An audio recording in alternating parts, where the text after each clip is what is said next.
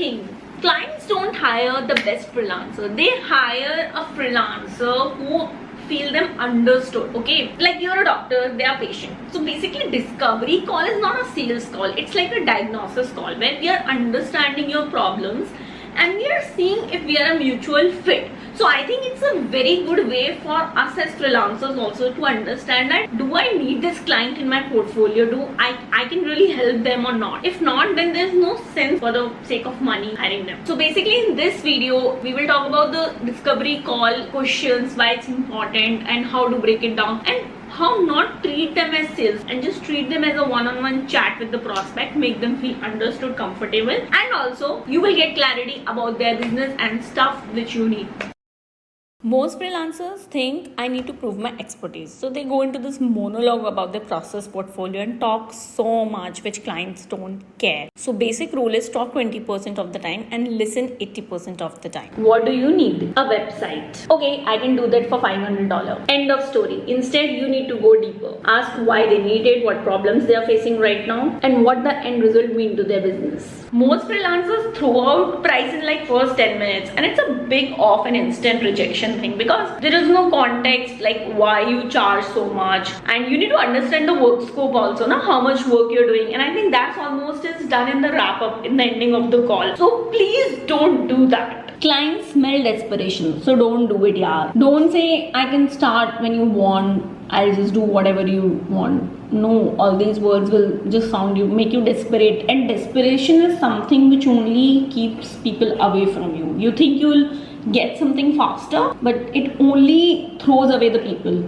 Maybe someone is thinking to hire you, but if you sounded desperate, they might put it off. So make sure that how you're positioning yourself, because scarcity creates demand. If the client is steering the entire conversation, you do. They ask you random questions, they compare you to the others, and they cut the call short. You need a simple structure that will make you lead like a doctor leading a patient through a consultation. So these are game changer questions that will flip the call in your favor. So number one is asking them about their business. So can you walk me through your business and what you're currently doing, like as in marketing, branding? Do you have a team or do you hire freelancers? What is the current situation looks like? So basically in this, they will open up and they will share whatever it is going right now, and you will get a lot of information in the starting of the call only. That okay, these are the things that they have right now. Now the next question leading to that is what are the challenges you are facing right now?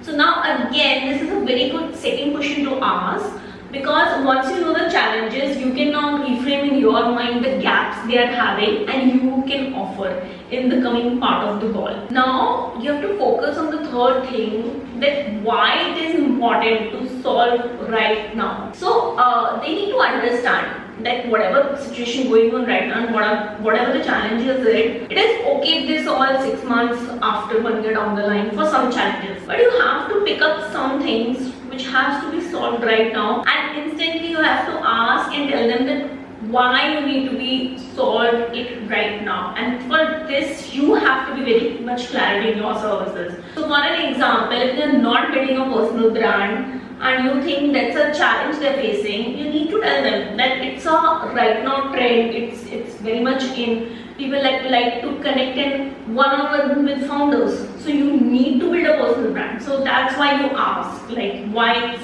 required to be solved right now. Now next is my favorite question, which is what you have already tried which has not worked. So this is something when you think of something trying and you experiment it and you think that it will go very good in your head, but in practicality it is like boom. So I think this will be kind of a self-reflection question. Some egoistic people get offended on this, otherwise 80% of people are chill, because we all try stuff and it doesn't work. For an example, like when I was doing job in Pune, I launched a YouTube channel. It was all related to fashion and lifestyle. I made 30-40 videos also, and some performed well.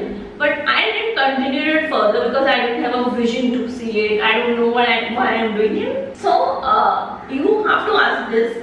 So it's a self-reflection question for your prospect. So I think that's why it's very good. Now you have to counteract on that question on the next one, which is if this problem is solved right now, what would it mean for your business?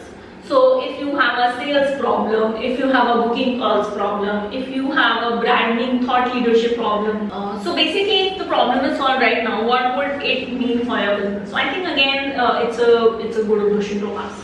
And the last, utmost important is, what does success looks like for you in the next 3 to 6 months? Because I don't work with people who have a vision for 1 week, 2 weeks or 1 month with me. I want to work with people who at least have a vision with me for 6 months. That let's give Kriti 6 months and see what magic she can create. And if we like it, then we'll continue. If don't, we'll do. So you need to understand by this question that is prospect visionary enough for long term? First of all, if not, then it's a red flag. And second of all, if they are, they will tell you what success, what goals, what expectations they have in the next 3 to 6 months. So I think that will be a great banker question. Here's a simple 5-step framework you can follow. First, rapport, light small talk, make them comfortable. Then set context for next 5 to 10 minutes. Ask few questions, understand their world. Then deep dive for 10 minutes, like third to sixth question, finding pain points, urgency and vision. Now, position yourself in the last 5 minutes. Very, very important. Like connect the dots, make them understand why you are the best solution. And the ending, like 2 to 3 minutes. Like instead of do you want to hire me, say based on what you shared, here's how I can help. Yeah, would you like me to walk you through how that works, the process? So yeah, this way you're inviting them to say yes without being pushy. Objections are normal. Here's how to handle the big 3. Compared to what the 5 people you have already talked with, see, there are people in the market, in the industry who are charging 10x more than what I do and 10x less than what I do. So I know where I have come from, what is my place and why I'm charging what I'm charging. So yeah, all I can say, I'll provide you quality, results and a professional team. But yeah, prices will be same.